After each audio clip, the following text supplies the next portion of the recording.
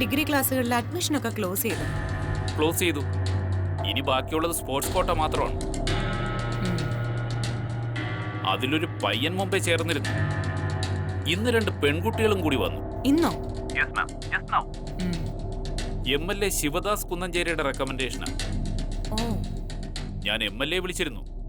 അതൊക്കെ ഇത്തവണ 1-2 നാഷണൽ ചാമ്പ്യന്മാർ ക്യാമ്പസിൽ നിന്നുണ്ടാവണമെന്നാണ് തീരുമാനം.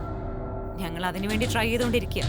മാഡം, സോ തൽക്കാലം MLA ശിവദാസ് കുന്നഞ്ചേരിയുടെ ആ റെക്കമെൻഡേഷൻ പെൻഡിങ്ങിൽ വെച്ചാൽ മതി. സീറ്റില്ലാന്ന് പറഞ്ഞേക്കണം. മാഡം, ഞാൻ അവരോട് വാക്കു പറഞ്ഞു പോയി. അവർക്ക് പ്രോപ്പർ ആപ്ലിക്കേഷൻ ഉണ്ടോ? അതില്ല. ആ, അപ്പോ കാരണം അത് തന്നെ മതി. പറഞ്ഞു വിട്ടേക്ക്. മാഡം, ഞാൻ വിളിക്കുന്നതേ കൊട്ടാരമുറ്റത്ത് നിന്ന്. മിസ്റ്റർ മാധവൻ നാളെ മുതൽ പ്രിൻസിപ്പാളിന്റെ സീറ്റിൽ വേണ്ട. അത് ഞാൻ തീരുമാനിച്ചാലും മതി. കൊട്ടാരമുറ്റത്തുള്ളവര് അത് അംഗീകരിക്കും. അയ്യോ മാഡം, തൽക്കാലം ഒന്നും വേണ്ട. യെസ്. മാനേജ്മെന്റിന് ഒട്ടും താല്പര്യമില്ലാത്ത 2 പേർ. അവരെ വേണ്ടെന്ന് വെക്കുന്നു. That's all. MLA ഞങ്ങൾ വിളിച്ചോളാം. എങ്കിൽ പിന്നെ എനിക്ക് പ്രോബ്ലം ഒന്നുമില്ല. പിന്നെ ഇതൊന്നും ഇപ്പൊ അമ്മയെ വിളിച്ചറിയിക്കണ്ട. അമ്മ വേറെ കുറച്ച് ടെൻഷൻസില. ബുദ്ധിമുട്ടിക്കണ്ട. ഓക്കെ മാം, ഞാൻ വേണ്ടതുപോലെ കൈകാര്യം ചെയ്തോളാം. ഓക്കെ, തീരുമാനം ഇപ്പൊ തന്നെ നടപ്പാക്കണം. Okay ma'am.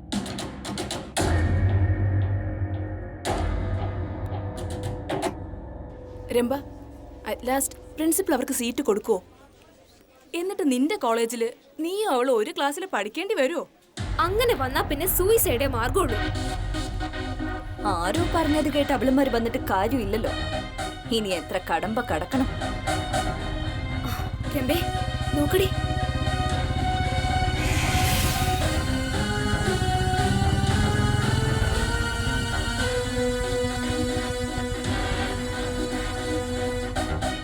രംഭ, സ്റ്റോപ്പ് ഹിം.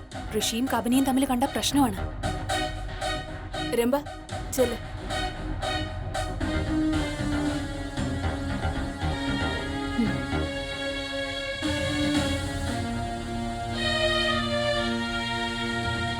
ഹായ് ഋഷി.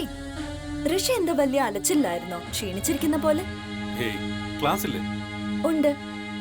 ഞാൻ ഋഷിയെ കണ്ടപ്പോ എന്നെ കണ്ടതുകൊണ്ട് ക്ലാസ് മുടക്കണ്ട. എനിക്ക് ഓഫീസ് വരെ പോണം. ഏയ്, ഓഫീസിൽ എന്താ പ്രത്യേകിച്ച്? ലീവ് മീരമ്പ, എനിക്ക് സമയമില്ല. ഡാഡി വയ്യാതിരിക്കല്ലേ.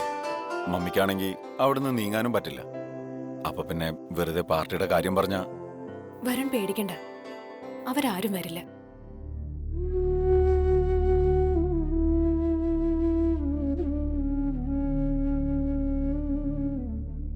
നിലവാരം കുറവാണ്. അവരെയൊക്കെ ആളുകളുടെ മുന്നിൽ എങ്ങനെ ഇൻട്രൊഡ്യൂസ് ചെയ്യുമെന്ന് ചോദിച്ചിട്ടുണ്ടാവും മമ്മി. മമ്മി ഒന്നും പറഞ്ഞില്ല. എനിക്കറിയാം വരുൺ. ഒന്ന് കാണാൻ വരാൻ പോലും അവർക്ക് പേടിയാ.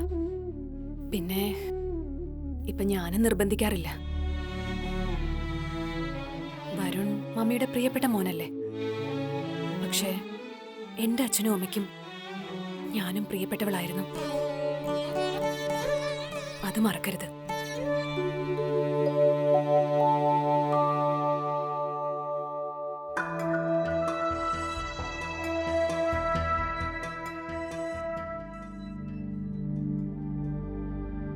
എന്താടാ? നത്തിങ്. പിന്നെ അവൾക്കെന്താ ഒരു മൂഡ് ഓഫ് പോലെ? ഒന്നുമില്ല.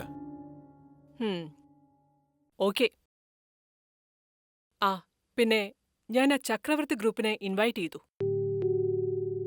നീ ബിസിനസ് പ്ലാൻ ചെയ്തപ്പോ നമ്മളൊരു ജോയിന്റ് വെഞ്ചറിന് ശ്രമിച്ചതല്ലേ? അന്ന് പിന്മാറിയവർ ഇന്ന് നിന്റെ വളർച്ച കാണട്ടെ. അത് വേണമായിരുന്നോ? വേണം. നിന്റെ ബിസിനസ് 100 കോടി വളർച്ചയെത്തിയതിന് ഒരാഘോഷം ഇവിടെ നടക്കുമ്പോ മിത്രങ്ങൾ ആരും ഉണ്ടായില്ലെങ്കിലും ശത്രുക്കൾ ഒരാളെ പോലും മറക്കരുത്. വരുൺ, നീ ആനന്ദനെ വിളിച്ചില്ലായിരുന്നോ? ഇല്ല. എന്തു പണിയാ കാണിച്ചത്? നമ്മുടെ ബിസിനസ്സിൽ ആദ്യം മുതലേ സഹായിച്ച ആളല്ലേ? അത് ഞാനാ പറഞ്ഞത് വിളിക്കണ്ടെന്ന്.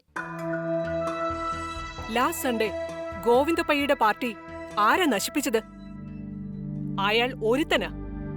അത് അയാളുടെ ഫ്രസ്ട്രേഷൻ കൊണ്ട്. എന്ത് ഫ്രസ്ട്രേഷൻ? ശേഖർ, അയാൾ ഒരിക്കൽ പണക്കാരനായിരുന്നു. അന്ന് സൗഹൃദവും ബിസിനസ്സും ഒക്കെ നമുക്ക് നല്ലതാണ്. ഇപ്പോഴോ കോടതിയിൽ പാപ്പർ ഹർജി ഫയൽ ചെയ്ത് വട്ടപൂജ്യമായി സ്വയം പ്രഖ്യാപിച്ച് നടക്കുന്ന ഒരാൾ.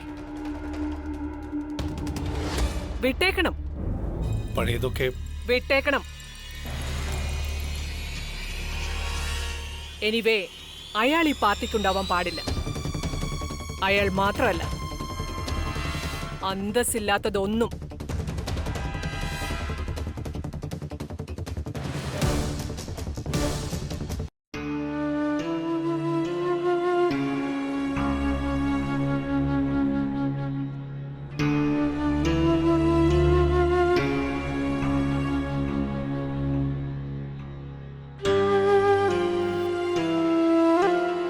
ഏട്ടാ, പ്രിയതമ്മയുടെ വരവും കാത്തിരിക്കുകയാണല്ലേ? ഈ നാട്ടിലുള്ള മൊത്തം അമ്പലങ്ങളും ദത്തെടുത്തിരിക്കുകയല്ലേ? വരാൻ വൈകും. ജ്യോതിഷികളും സ്വാമിമാരും ഒക്കെ ഇഷ്ടം പോലെ ഇവിടെ കയറി ഇറങ്ങുന്നത് ഞാൻ കാണുന്നുണ്ട്. അവരുടെ കൈ നിറയുമ്പോ അവര് ചില പ്രഖ്യാപനങ്ങൾ നടത്തും. പേരക്കുട്ടി വരും, കൊച്ചുറാണി ആവുന്നൊക്കെ. ഒക്കെ വെറുതെയാ.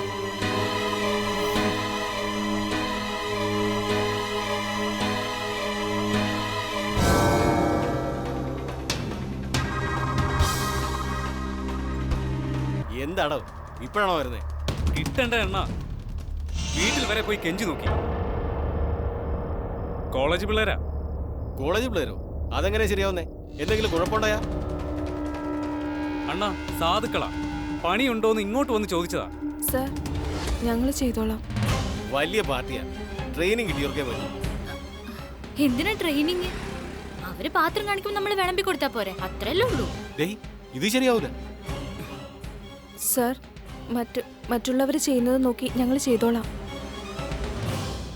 നിക്കട്ടെ അണ്ണാ. ശരി, അങ്ങോട്ട് നടന്നു. ശരി, പാർട്ടി കഴിയുമ്പോ അണ്ണൻ തന്നെ വണ്ടി കൊണ്ടൊന്ന് ആക്കിക്കോളും. ആ ശരി ശരി, നിങ്ങൾ ഇതുവഴി അപ്പുറത്തേക്ക് വയ്ക്കും. ഞാനിപ്പോൾ അങ്ങോട്ട് വരാം. ചെല്ല് ചെല്ല്, പെട്ടെന്നാവട്ടെ. പെണ്ണുങ്ങളെ കാര്യത്തിലിപ്പോ ചങ്ക് പറയല. എന്നെ പോലീസ് സ്റ്റേഷനിൽ കയറ്റൂലല്ലോ? ഇല്ലണ്ണ, എന്തെങ്കിലും പ്രശ്നം ഉണ്ടെങ്കിൽ അണ്ണൻ എന്നെ ഒന്ന് വിളിച്ചാ പോരെ, ഞാൻ പറഞ്ഞെത്തില്ലേ. കണ്ടാ തന്നെ ഏതാണ്ട് കാട്ടുമുക്കി കിടന്നേന്നറിയാം. എന്താകുമോ എന്തോ ഭഗവാനെ.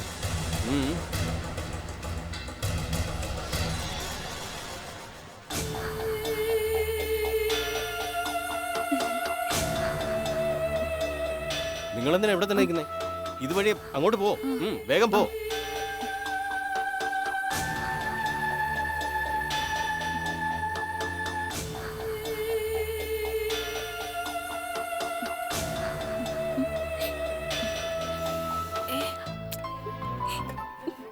വാ. കബനി നോക്കേടി, എന്താ മണം. എടുക്കട്ടെ? വേണ്ട, നിനക്ക് വിശക്കുന്നില്ലേ? വിശക്കുന്നുണ്ട്, പക്ഷെ ഇത് കഴിയാതെ എങ്ങനെയാ? അപ്പോഴേക്ക് ഈ കഷ്ണമൊക്കെ ആൾക്കാരുടെ വയറ്റിലേക്ക് എത്തും. എടി, നമുക്ക് ഷടേന്ന് തിന്നിട്ട് പടേന്ന് പോവാം. വേണ്ട, വാ.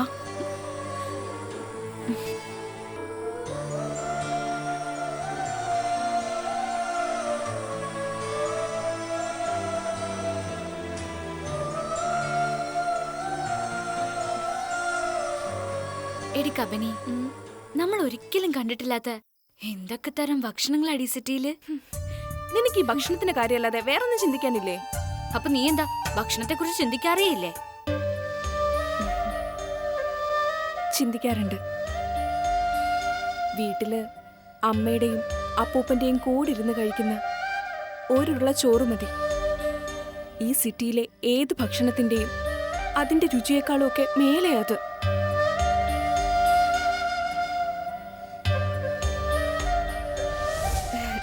അമ്മേ, ചോറെടുത്തോ? അപ്പൂപ്പ,